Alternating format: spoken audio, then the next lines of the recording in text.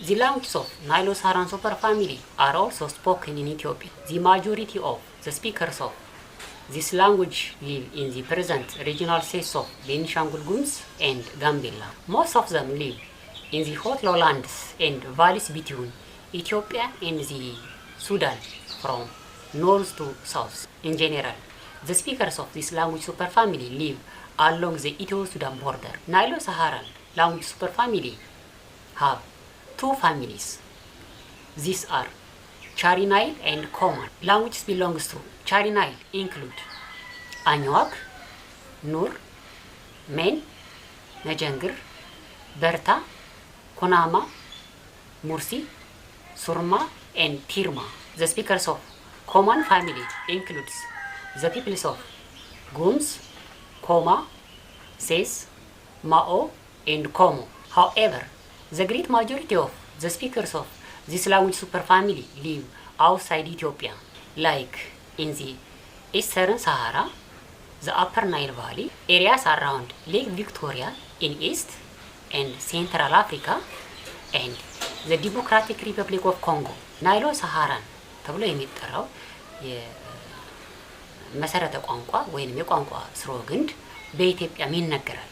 አብዛኛው የዚህ መሰረተ ቋንቋ ወይንም ስርወ ግንድ ተናጋሪዎች የሚገኙት በአሁኑ ሰዓት በቤኒሻንጉል ጉሙዝ ክልላዊ መንግስትና በጋምቤላ ህዝብ ክልላዊ መንግስት ውስጥ ነው።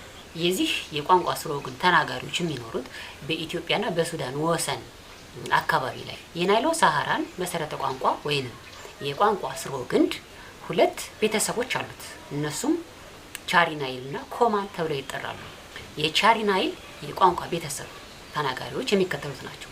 እነሱም አኝዋክ፣ ኑር፣ ሜን፣ መጀንግር፣ በርታ፣ ኮናማ፣ ሙርሲ፣ ሱርማ እና ቲርማ ናቸው። በኮማን ተብሎ በሚጠራው የቋንቋ ቤተሰብ ውስጥ የሚጠቃለሉ ቋንቋዎች የሚከተሉት ናቸው። እነሱም ጉሙዝ፣ ኮማ፣ ሲስ፣ ማኦ እና ኮሞ ናቸው። ይሁን እንጂ የዚህ የቋንቋ ስርወ ግንድ ተናጋሪ ህዝቦች በብዛት የሚኖሩት ከኢትዮጵያ ውጭ፣ ለምሳሌ በምስራቅ ሰሃራ አካባቢ፣ በላይኛው የናይል ሸለቆ ተፋሰስ አካባቢ፣ ከዚህም በተጨማሪ በቪክቶሪያ ሐይቅ አካባቢ፣ በማዕከላዊ አፍሪካ እንዲሁም በዲሞክራቲክ ሪፐብሊክ ኦፍ ኮንጎ ይኖራሉ። In fact, all languages spoken in Africa are not native to the continent. For instance, many people in the North Africa speak the Arabic language. This language was brought to Africa by the Muslim Arabs between the 7th and 11th century.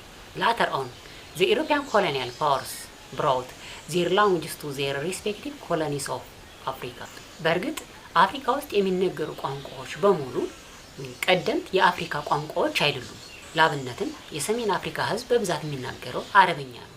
እንግዲህ አረበኛ ወደ አፍሪካ የገባው በ7ኛው ጀምሮ እስከ 11ኛው ክፍለ ዘመን ነበር።